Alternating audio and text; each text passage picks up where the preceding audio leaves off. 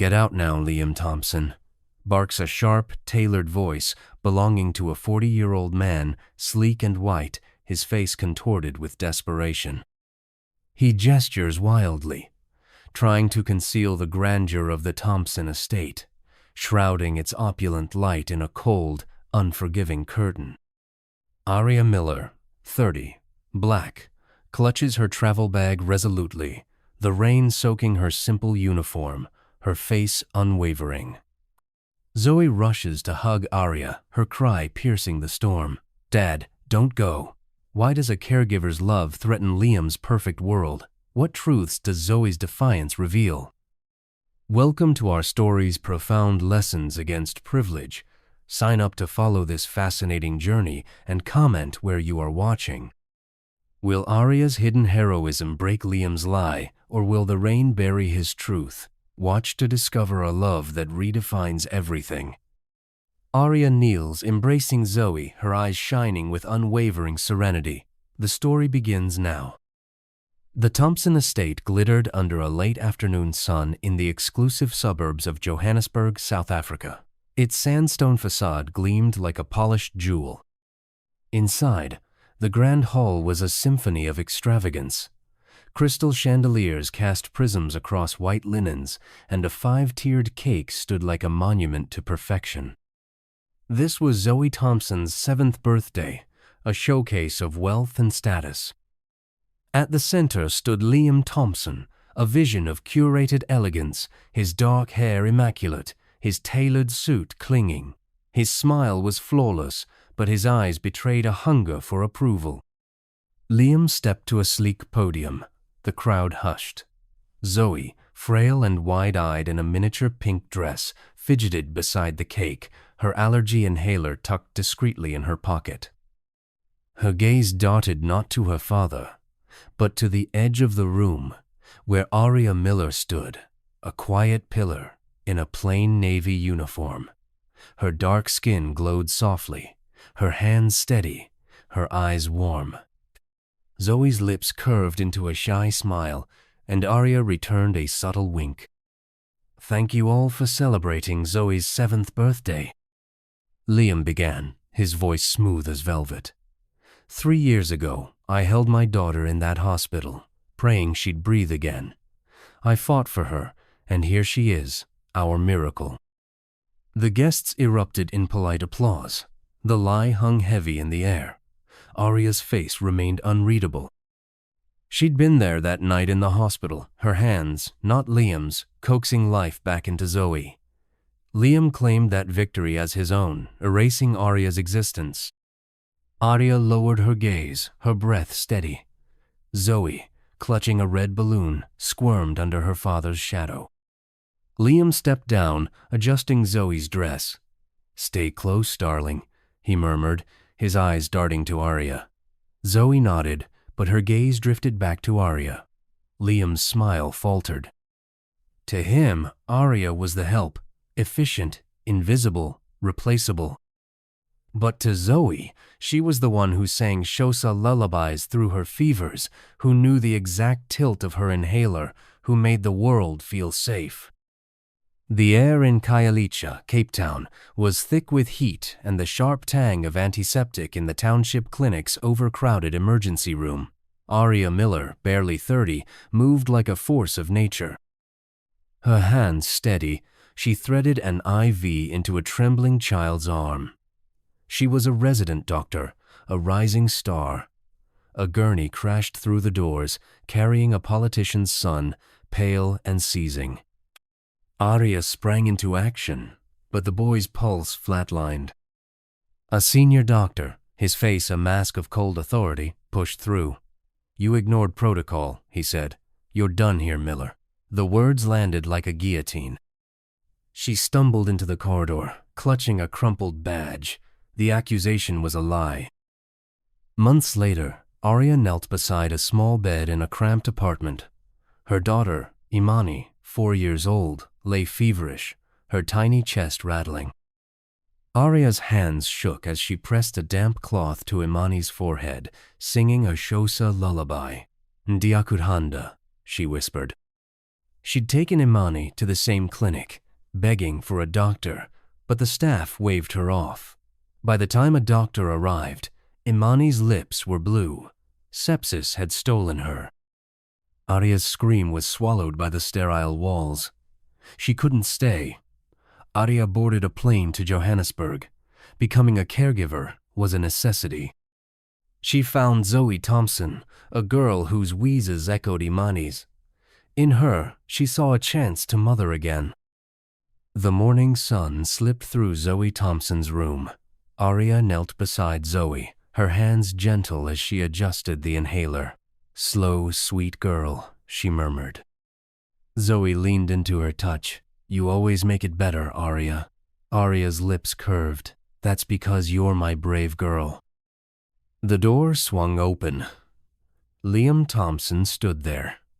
His eyes, sharp and assessing, flicked from Zoe to Arya, lingering on their joined hands. A shadow crossed his face. "Arya," he said, his voice smooth but edged. "The Navy uniform for the party, nothing bright, and make sure Zoe's presentable." Arya nodded. Zoe frowned. "I like Arya's songs," she said, defiant. Liam's smile tightened. "You're not her mother," Liam said, his voice low. "Don't forget your place." Arya's face remained unreadable. Across the room, Dr. Sindive Dlamini watched Liam's speech. "That's not how I remember it." She leaned to a nearby guest. "That woman, she was the one in the ER." Later, Sindivwe found Arya. "I have it," Sindivwe whispered, pressing a small USB drive disguised as a key fob into Arya's hand. The full hospital security footage from that night. Liam never even entered Zoe's room. It was all you, and the clinic records proving your unjust dismissal from Khayelitsha. Arya's hand trembled. "The truth." Sindive's eyes held a fierce resolve. "It's time, Arya, for you, for Zoe." The Ubuntu Hall shimmered like a constellation fallen to earth. The charity event hosted by Liam Thompson was less about goodwill and more about spectacle.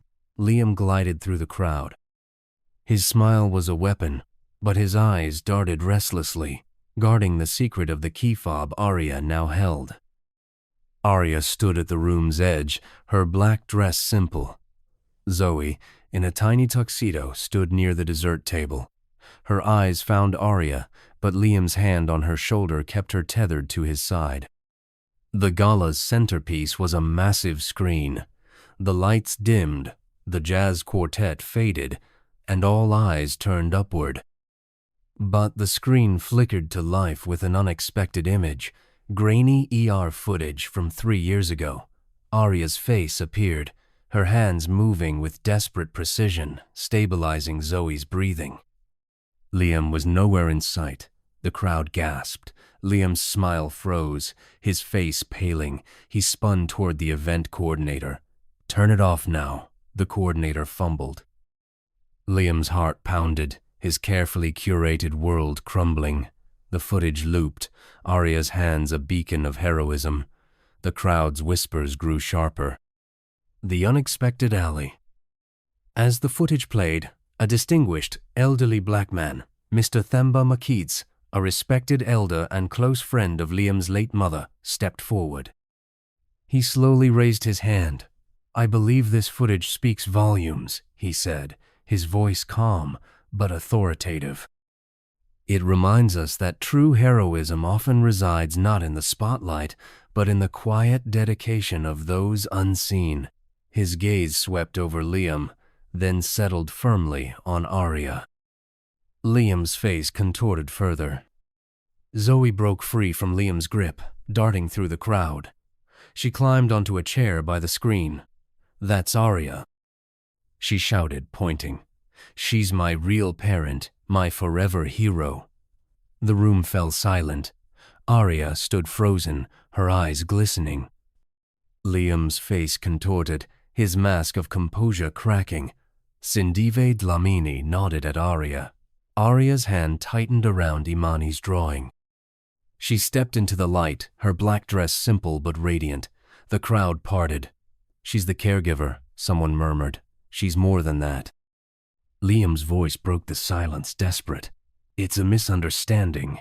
I was there for Zoe, always. But the words fell flat. Zoe ran to Arya, wrapping her arms around her. You saved me, she whispered. Arya knelt. You're my brave girl, she said, her voice soft. The night beyond the gala hall was alive. Arya Miller stood at the edge of the chaos, her black dress a quiet rebellion against the strobe of reporters' cameras. Her hands brushed Imani's drawing in her pocket. Inside the hall's foyer, Liam Thompson stood like a statue cast in shame. His phone glowed with notifications. The video of Arya saving Zoe was now a viral inferno. Hashtag Liam lead. Hashtag Arya the hero. Liam's breath hitched as he scrolled. He's ruined, a socialite whispered. Liam's heart raced. He'd spun the tale of saving Zoe to fill the void of his loveless childhood. Now it was dust. As Liam stood isolated, a woman stepped out of the shadows. Evelyn Thompson, Liam's own estranged mother, a reclusive artist, walked directly to Liam. Liam, she said, soft but firm. It's over.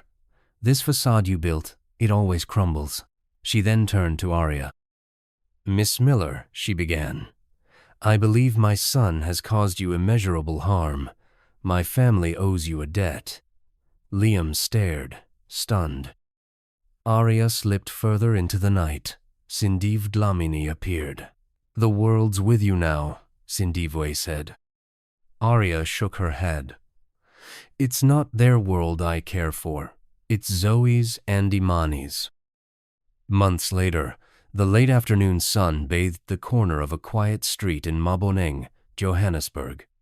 The Imani Clinic stood as a beacon of hope, its facade adorned with colorful handprints. A simple sign above the door read, Imani Clinic, free respiratory care for kids. Inside, the air was alive with the laughter of children. Arya Miller sat, a clipboard in one hand, a stuffed bear in the other. Her gray sweater, speckled with glitter, was a far cry from the Navy uniform. Arya's dark eyes sparkled with purpose. The clinic was her sanctuary, born from the ashes of her past. Above her desk hung a simple frame, its contents a wrinkled crayon drawing. Me and Arya, my real dad, Zoe's handiwork. Arya's fingers brushed the frame. Zoe's cry of, she's my forever hero at the gala, still echoed in her heart. One afternoon, a large envelope arrived. Inside was a formal letter from Evelyn Thompson's lawyers, stating that the entire Thompson estate, including the mansion, had been quietly put into a trust fund for child respiratory care, managed by a new foundation named the Zoe and Imani Legacy. Liam had been stripped of his control, but was allowed a modest stipend on the condition he seek therapy and volunteer at the clinic.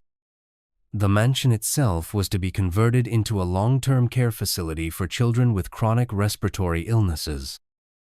Attached was a handwritten note from Evelyn. My son's folly will become a legacy of genuine care. And Zoe, she needs real support. You, Arya, are that support. Come back. Help build this. Arya reread the letter, stunned.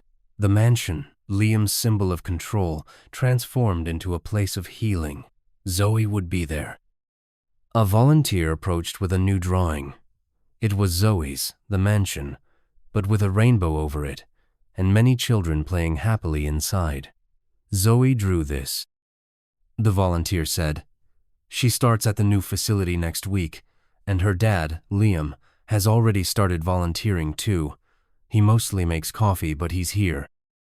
Aria's eyes glistened. The Imani Clinic was a legacy stitched from pain, lit by love, a testament to a woman who'd turned erasure into embrace, who'd made a home where every child was seen, every breath a victory. The biggest twist was that the gilded cage itself had been remade, a testament to a truth that transcended wealth, and a family broken, now slowly mending. What did this story awaken in you? Was it Arya's unwavering strength, Zoe's courageous truth, or the profound twist of a gilded cage transformed into a haven of healing. If this story moved you, please share your thoughts in the comments. We'd love to hear where you're watching from and what moment struck you the most. Thank you for joining us on this journey of truth, resilience, and the power of a caregiver's love. Don't forget to like, subscribe, and turn on the bell so you never miss a story that matters. Until next time, stay kind, stay bold, and remember, even in silence, love speaks.